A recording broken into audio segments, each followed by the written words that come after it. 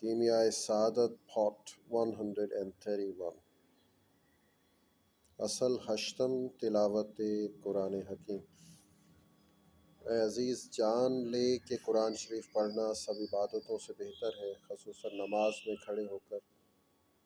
جناب رسول مقبول صلی اللہ علیہ وآلہ وسلم نے فرمایا، میری امت کی عبادتوں میں سب سے افضل تلاوت قرآن ہے، اور فرمایا ہے کہ جس شخص کو حق تعالیٰ نے نعمت قرآن عطا فرمائی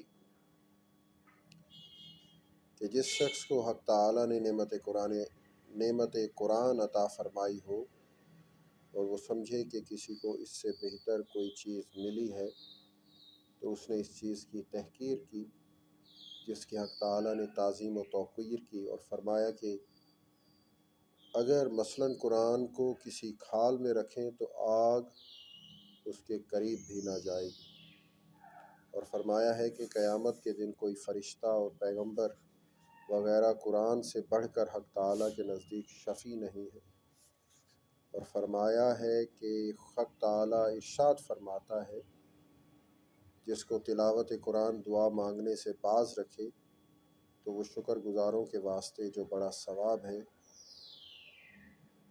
وہ میں اسے دوں گا، اور فرمایا کہ دلوں میں لوہے کی طرح زنگ لگتا ہے۔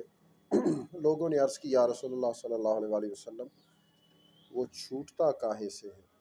آپ نے فرمایا، قرآن شریف پڑھنے سے اور موت کو یاد کرنے سے، اور فرمایا کہ میں دنیا سے گیا اور تم میں دو واعظ اور ناصح چھوڑے، وہ ہمیشہ تم کو پند و نصیحت کریں گے، ایک گویا اور دوسرا خاموش ہے۔ گویا تو قرآن مجید ہے اور خاموش موت ہے۔ ابن مسعود رضی اللہ تعالیٰ عنہ کا قول ہے کہ قرآن پڑھو اور ہر حرف کے بدلے 10 نیکیاں ثواب ملتی ہیں۔ میں نہیں کہتا کہ الف لام میم ایک حرف ہے، بلکہ الف ایک حرف ہے، لام ایک حرف ہے، میم ایک حرف ہے۔ حضرت امام احمد حنبل رحمۃ اللہ علیہ نے فرمایا کہ میں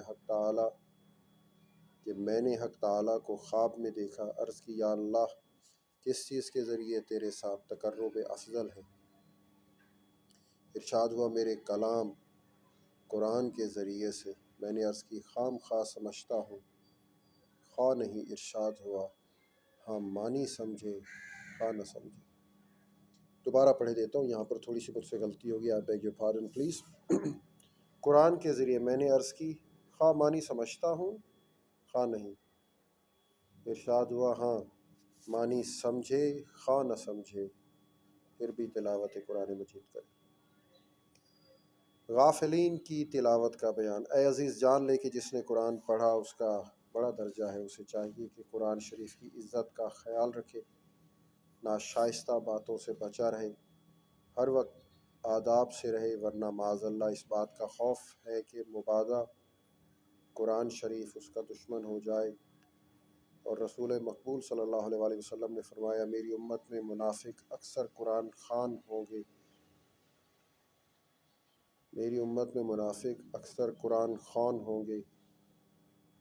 میری امت میں منافق اکثر قرآن خوان لوگ ہوں گے، کہ حضرت ابو سلیمان دارانی کا قول ہے، دوزخ کا فرشتہ سب فرشتوں کی بنسبت مفسد قرآن خوانوں کو جلد پکڑے گا۔ تورات میں لکھا ہے، حق سبحانہ تعالیٰ نے ارشاد فرمایا، میرے بندے تجھے شرم نہیں آتی اگر تیرے بھائی کا خط تجھے پہنچے اور تو اگر راہ میں ہوتا ہے تو ٹھہر جاتا ہے یا راستے سے الگ ہو کر بیٹھتا ہے اور اس کا ایک ایک حرف پڑھتا ہے، اس میں غور و تأمل کرتا ہے، اور یہ کتاب میرا نامہ ہے، تجھے میں نے لکھا ہے، تو اس میں غور و تأمل کرے اور تو اس پر کاربند ہو، تو اس سے انکار کرتا ہے، اس پر عمل نہیں کرتا، اور جو تو پڑھتا بھی ہے تو غور و تأمل نہیں کرتا۔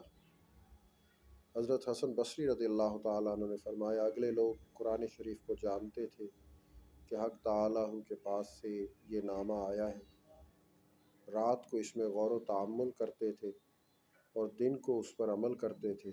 تم لوگوں نے اس کا درس اختیار کیا ہے، اس کے حروف کو زبر و زیر کے ساتھ درست کرتے ہو، اور اس پر عمل کرنے میں سستی کرتے ہیں۔